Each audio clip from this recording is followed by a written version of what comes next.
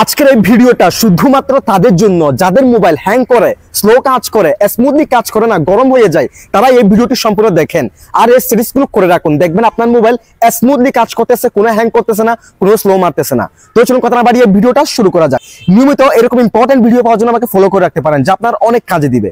Okay, so guys, first of all আপনি আপনার Google Play Store অ্যাপসটাকে ওপেন করবেন। দেন এখান থেকে আপনার জিমেল অ্যাকাউন্টের লোগোর উপর ক্লিক করবেন। এরপর এখান থেকে ম্যানেজ অ্যাপস এন্ড ডিভাইস এই অপশনে ক্লিক করবেন। এই অপশনে ক্লিক করার পর এই যে দেখেন আপডেট অ্যাভেলেবল, অর্থাৎ আপনার ফোনে যতগুলো অ্যাপস আছে, যে অ্যাপসগুলো আপডেট ঢোকাবে সেই অ্যাপসগুলোকে অবশ্যই আপডেট করে নেবেন।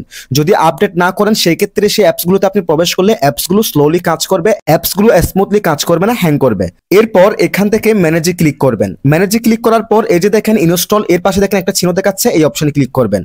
দেন নিচে দেখেন নট ইনস্টল, এই অপশনে ক্লিক করবেন।